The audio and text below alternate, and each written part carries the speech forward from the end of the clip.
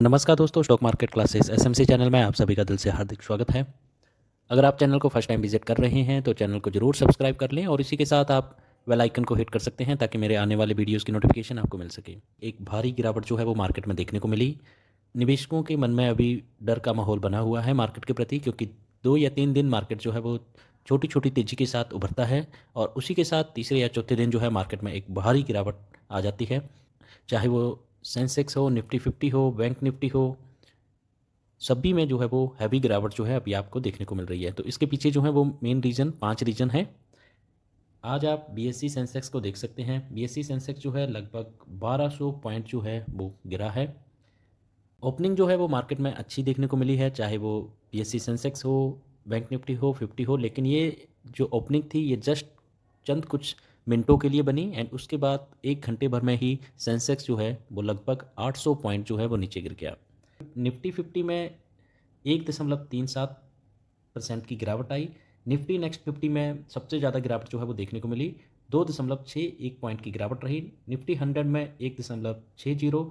इसी के साथ Nifty 200, Nifty 500, Nifty mid cap 50, Nifty mid cap 100, small cap हो, स्मॉल कैप निफ्टी 250 हो, सभी में जो है वो आपको भारी गिरावट जो है वो देखने को मिली आज के दिन। निफ्टी बैंक में देख सकते हैं कि 1.58% की गिरावट देखी। निफ्टी ऑटो हो, निफ्टी फाइनेंशियल सर्विसेज हो, निफ्टी फाइनेंशियल सर्विस 2550 हो, निफ्टी एफएमसीजी हो, कि जितने भी जो सेक्टर्स हैं उन सभी में जो है वो आज हैवी सेलिंग देखने को मिली। इसका कारण जो है वो 5 कारण है बड़े जो निकल के आ रहे हैं और इस टाइम और ये गिरावट कितने पॉइंट्स तक हो सकती है तो इसके बारे में हम डिस्कस करेंगे। इससे पहले क्या है कि अगर आप मेरे चैनल्स को आपने सब्सक्राइब नहीं किया है तो प्लीज़ चैनल को सब्सक्राइब कर लें ताकि नई नई जो अपडेट्स हैं वो आपको मिल सके। अगर आप रिलेटेड मार्केट की बात करें तो डॉ जोन्स में देख सकते हैं आपको तेज़ी दिखने को मिलेगी। हरे निशान में मार्केट क्लोजिंग दिया था, 0.78% इसमें तेज़ी थी। S&P 500 में भी 1% की तेज़ी। नेस्डेक में ज़बरदस्त तेज़ी देखने को मिली थी, लगभग 8% की तेज़ी थी। रसल 200 इंडेक्स की बात करें उसमें भी लगभग आधे % की तेज़ी जो है वो देखने को मिली थी। परंतु फिर भी इंडियन मार्केट क्यों इतना गिर रहा है तो इसके पीछे जो है वो डायरेक्ट जो लिंक है वो अमेरिका के साथ जुड़ा हुआ है, क्योंकि डोनाल्ड ट्रंप के जो स्पीच थी उसमें उन्होंने सीधा सीधा जो है वो टारगेट्स किए हैं कंट्रीज़ एंड उसके चलते ही क्या है एक माहौल ऐसा बना हुआ है डर का कि सभी जो हैं इंडियन मार्केट से भी पैसा निकाल रहे हैं। शेयर बाजार में हाहाकार, एक झटके में निवेशकों के डूब गए लगभग 7 लाख करोड़। और जैसे मैंने आपको पहले ही बताया कि इसके पीछे के 5 बड़े कारण हैं। अगर हम बात करें दोनों बेंचमार्क सूचकांकों की, चाहे वो बीएससी सेंसेक्स हो या एनएससी निफ्टी में, लगभग 2% तक की गिरावट आई। बीएससी मिड कैप और स्मॉल कैप इंडेक्स में आज कारोबार में 2% से ज़्यादा की गिरावट दर्ज की गई। भारतीय शेयर बाजार में तेज बिकवाली के कारण निवेशकों को लगभग 7.5 लाख करोड़ से अधिक का नुकसान हुआ, क्योंकि बीएससी सूचीबद्ध कंपनियों का कुल बाजार पूंजीकरण पिछले सत्र के 432 लाख करोड़ रुपए से गिरकर लगभग 425.5 लाख करोड़ पे आ गया है। तो ये एक भारी गिरावट जो थी वो देखने को मिली। अधिक गिरावट रियल्टी और कंज्यूमर शेयरों में देखने को मिली। शेयर बाजार में डर का संकेत देने वाला इंडिया 24 इंडेक्स आज कारोबार के दौरान 5% उछल गया। शेयर बाजार की इस गिरावट के पीछे 5 बड़े कारण हैं और जिन पे हम वन बाय वन डिस्कशन करेंगे। तो पहला कारण जो है वो है डोनाल्ड ट्रंप का ब्रिक्स देशों पर निशाना साधते हुए दिए गए बयान ने निवेशकों में खलबली मचा दी है। ब्रिक्स देशों में जैसे कि आपको पता ही है कौन कौन कंट्रीज आती हैं ब्रिक्स में, ब्राज़ील, चीन, रूस और साउथ अफ्रीका के साथ भारत भी शामिल है।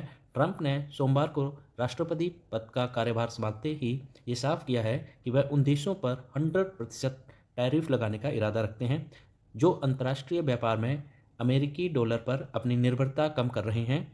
व्हाइट हाउस में बोलते हुए उन्होंने चेतावनी दी, अगर कोई ब्रिक्स देश डी डॉलराइजेशन यानी डॉलर पर अपनी निर्भरता कम करने की कोशिश जारी रखने के बारे में सोचेगा तो उसे 100% यानी 100% जो है वो टैरिफ का सामना करना पड़ेगा। तो ये एक बहुत ही बड़ा मतलब उन्होंने एक चेतावनी दी है ब्रिक्स कंट्रीज़ को, जिसके कारण जो है एक मार्केट में सेलिंग प्रेशर बना है आज। ब्रिक्स का एक प्रमुख सदस्य होने के नाते भारत पर ऐसी स्थिति का खासा असर पड़ सकता है फ्यूचर्स में भी, और अमेरिकी राष्ट्रपति का ये आक्रामक रुख भारत के व्यापारिक समीकरणों पर असर डाल सकता है, बाजार में बड़े स्तर पर चिंता पैदा कर सकता है। इसके अलावा ट्रंप ने कनाडा और मैक्सिको से आने वाले सामानों पर फरवरी से 25% टैरिफ लगाने की योजना का भी ऐलान किया, जिससे अंतर्राष्ट्रीय व्यापार में और अधिक रुकावटें आने की आशंका बढ़ गई है।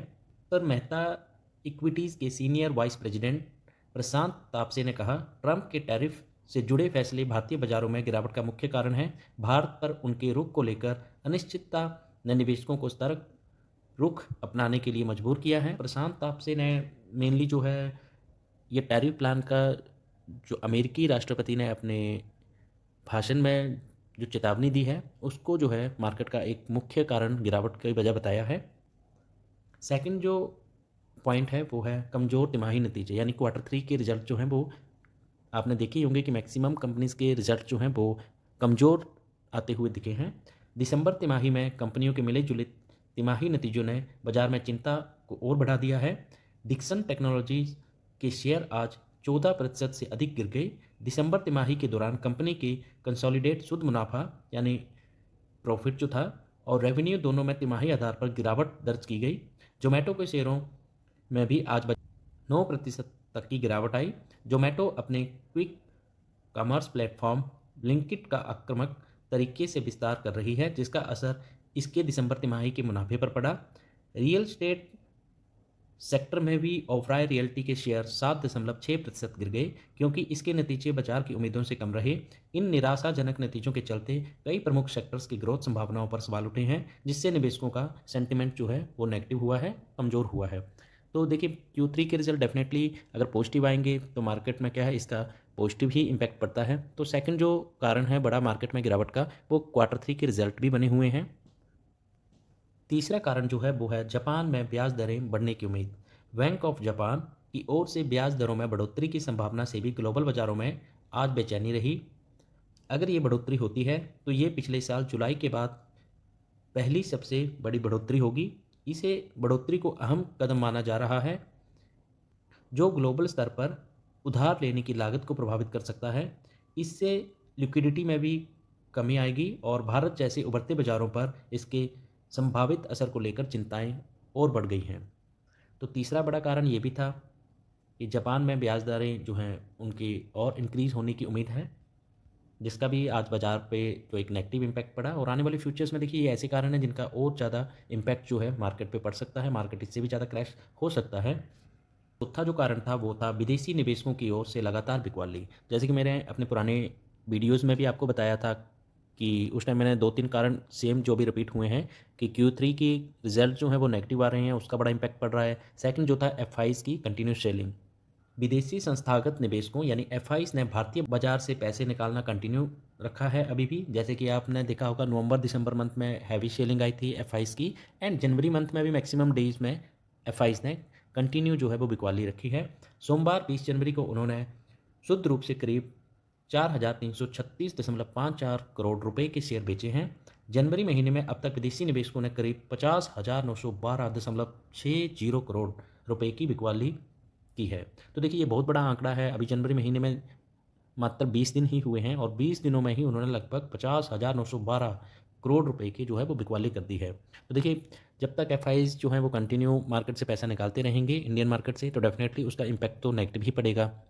जैसे कि कोरोना के बाद क्या है एफआईज़ ने खूब इंडियन मार्केट में निवेश किया था, उसके बाद जो है मार्केट काफ़ी कंटिन्यू आपने देखा होगा हाई टू हाई लगा रहा था, चाहे निफ्टी 50 हो, बैंक निफ्टी हो और इंडेक्स हो, एक अच्छी तेज़ी जो है वो देखने को मिली थी। उसके बाद जो है प्रॉफिट बुकिंग आई एंड अभी जो है एफआईज़ ने अपना बहुत ज़्यादा पैसा जो है वो निकाल दिया है इंडियन मार्केट से।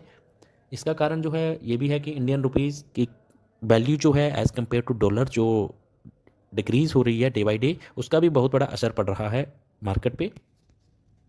पांचवा जो बड़ा कारण है वो है आगामी बजट को लेकर अनिश्चितता। देखिए बजट आने पे क्या होता है, दो ही संभावनाएं होती हैं कि बजट अच्छा आएगा तो मार्केट डेफिनेटली एक अच्छी ऊंचाइयों को छूता है। सेक्टर वाइज जो है वो एलोकेशन होता है बजट का और उस सेक्टर्स में आपको अच्छी तेज़ी जो है वो देखने को मिल जाती है। परंतु इस टाइम पे मार्केट जो है ऐसे क्राइसिस पे चल रहा है और ज़्यादातर लोगों में क्या है इस टाइम पैनिक का माहौल बना हुआ है। तो इसमें बजट का भी क्या है इम्पैक्ट जो है पड़ सकता है negative.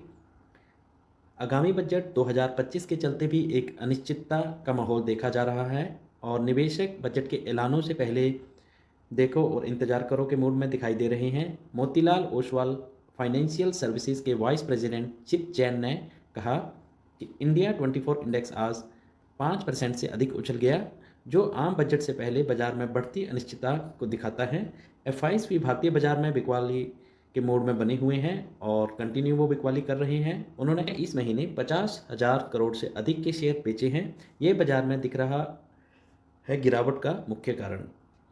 India Boolean and jewellers association के अनुसार 10 ग्राम 24 कैरेट सोना 104 रुपये बढ़कर 29,449 रुपीज़ पर पहुंच गया। इससे पहले सोने का दाम 79,345 रुपीज़ था प्रति 10 ग्राम। वही 1 किलो चांदी की कीमत 875 रुपये बढ़कर अभी 91,075 रुपये प्रति किलो हो गई है। इससे पहले ये 90,200 रुपये प्रति केजी थी। तो सोने ने पिछले साल 30 अक्टूबर को 79,681 प्रति 10 ग्राम का ऑल टाइम हाई बनाया था। वहीं चांदी ने 23 अक्टूबर 2024 को 99,151 रुपीज़ पर किलो का जो हाई बनाया था। और हो सकता है इन कारणों के चलते जो है वो मार्केट में और ज़्यादा इम्पैक्ट जो है नेगेटिव पड़ सके, क्योंकि नॉर्मली हो क्या रहा है, मार्केट 2 या 3 दिन अपना ग्रीन में ओपन होता है। ज़्यादा से ज़्यादा 2 दिन जो है मार्केट बुलिश रहता है और थर्ड डे जो है मार्केट में एक अच्छी भारी गिरावट जो है वो आ जाती है। ऐसे ऐसे करके जो है वो आप बैंक निफ्टी को देख लो, निफ्टी 50 को देख लो, बीएससी सेंसेक्स को देख लो कि मतलब उनमें काफ़ी ज़्यादा जो है वो गिरावट आ चुकी है। यही शेयरों का हाल है। अब अगर आप किसी भी शेयर को देख लो तो उनमें ऑल टाइम हाई से, या तो आप 2024 की बात कर लें 23-24 की, तो वहाँ से अभी 2025 में जो है लगभग 30 to 40% का करेक्शन आ गया है। अच्छी अच्छी कंपनियों के शेयर जो हैं उनमें भी एक भारी गिरावट जो है वो देखने को मिल रही है।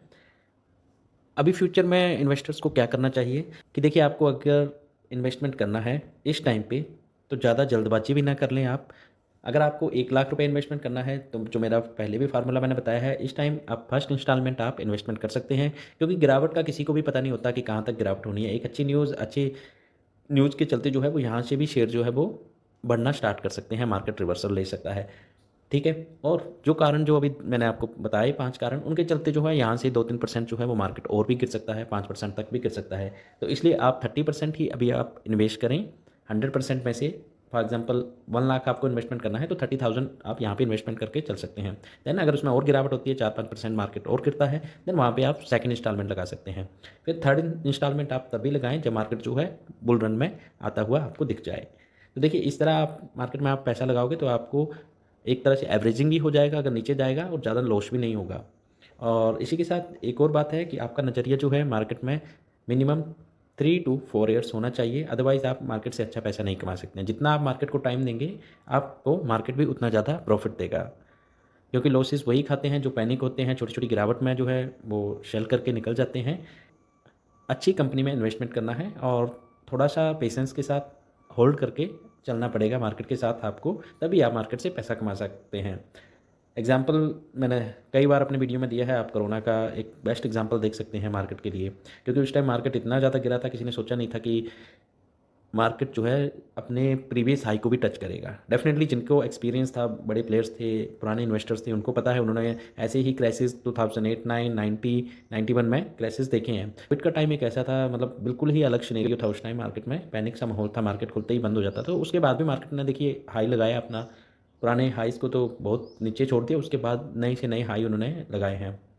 तो अभी भी यही होगा, मार्केट अल्टीमेट जो है ऊपर ही जाएगा। शेयर अच्छी कंपनीज़ के यहाँ से उनका भाव डबल 3 गुना भी होगा, परंतु आपको पेशेंस एंड टाइम देना पड़ेगा मार्केट को। तो ये वीडियो जो था ओनली एजुकेशनल पर्पज़ के लिए बनाया गया था। मेरी तरफ से किसी भी तरह का बाई और सेल करने की कोई रिकमेंडेशन नहीं है। आप अपने एक्सपर्ट की राय ज़रूर लें और ख़ुद का भी अध्ययन करें, उसके बाद ही आप इन्वेस्टमेंट करने का डिसीज़न लें। आई होप आपको ये वीडियो पसंद आया होगा। तो फिर मिलेंगे एक और नई वीडियो के साथ, तब तक के लिए धन्यवाद।